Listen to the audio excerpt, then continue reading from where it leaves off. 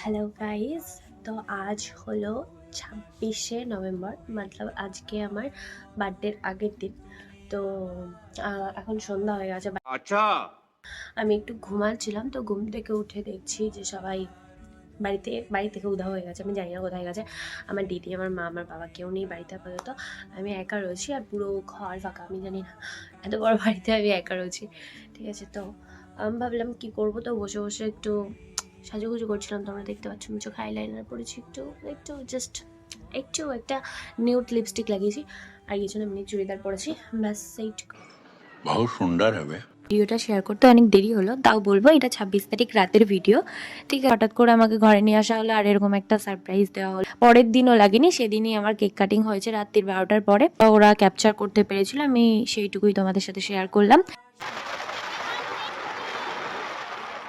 তো এটা হলো আমার পরের দিন সকালের ভিডিও। আমি যেহেতু ঘুরতে প্রচণ্ড ভালোবাসি, তাই জন্য চা খেতে বেরিয়েছিলাম সকাল সকাল। বার্থডের দিন এমনিও আমার এক্সাইটমেন্ট প্রচণ্ড কাজ করে। তো এটা হলো সেদিন সকালের ভিডিও। তো এটা হলো আমার সন্ধ্যাবেলার ভিডিও।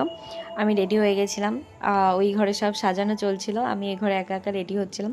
তারপরে কি করব ভাবছিলাম, তাই একটু ভিডিও ক্লিপ নিচ্ছিলাম। তারপর সবাই আস্তে আস্তে আসা শুরু করলো আর আমি বাইরে যাই। তারপর কেক কাটিং হয়, সেলিব্রেট হয়।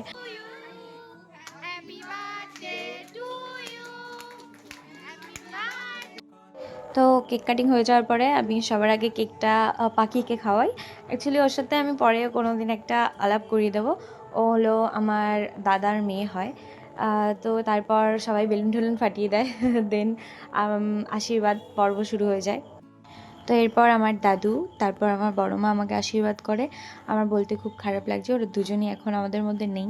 আমার বাবার ভীষণ একটু জ্বর চলে এসেছিলো, তো আমার বাবা একদম কম্বল টম্বল মুড়ি দিয়ে এসেছিলো আমাকে আশীর্বাদ করতে। তারপর আমার মা, তারপর দিদি, তারপর আস্তে আস্তে আস্তে আস্তে সবাই আশীর্বাদ করলো। আশীর্বাদ এত দেওয়া যাবে না, তাহলে ভিডিও অনেক বড় হয়ে যাবে।